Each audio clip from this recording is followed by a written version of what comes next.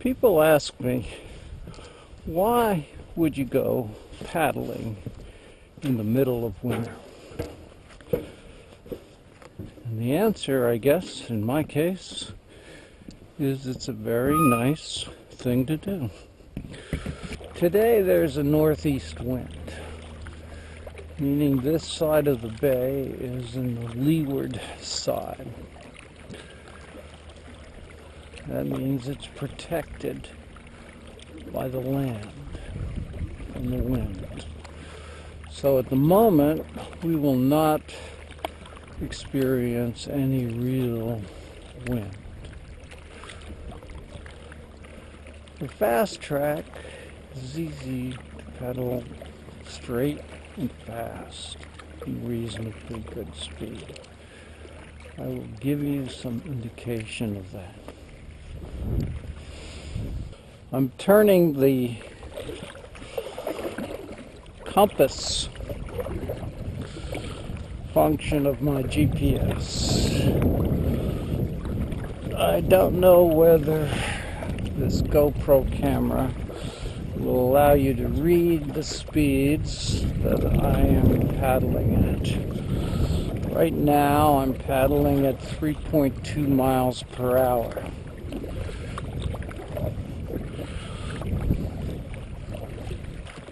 The ability of the FastTrack to paddle against the wind and against the tide is one of its great features.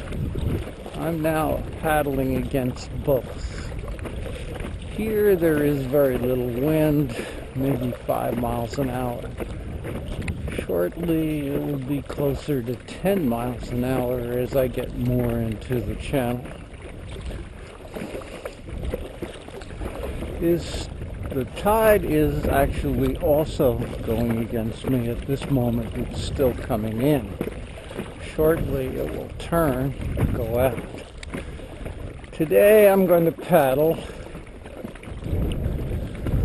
to the other side of Setauket Bay, where I will again be in the lee of the land. If you look at the GPS and you can see it from this angle, you will see that I'm still doing roughly 3 miles an hour, and the GPS is now wet. Personally, I don't like rigid kayaks for a couple of reasons. One, they're far too deep. Two, they're far more uncomfortable to sit in, because one, you're sitting at the level of the water, which makes for a wonderful center of gravity, but it does not put you in a good position to see where you're paddling, or a comfortable position to really paddle. Now, kayakers will deny this, say that they can be comfortable for paddling for hours, and God bless them if they're telling the truth. I still think the great advantage of an inflatable is that you can change position.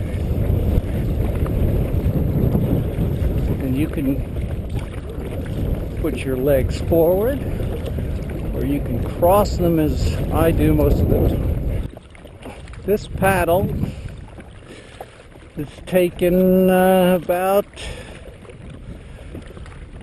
45 minutes, I would guess. I haven't looked at a watch. I have cruised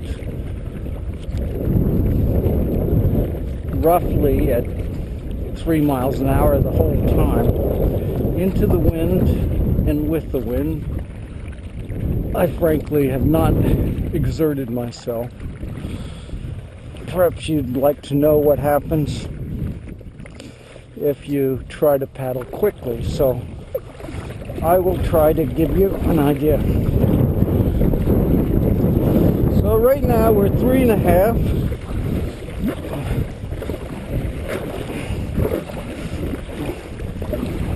4 miles an hour, 4.2, 4.13, 4.5.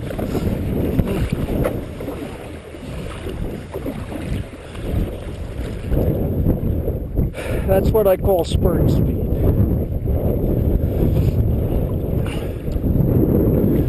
If you really are paddling into a wind, and the wind is 25 or 30 miles an hour, you're going to have a hard time going 2.5 miles an hour, even paddling hard. But you can go 2.5 miles an hour. That is the interesting thing about this craft.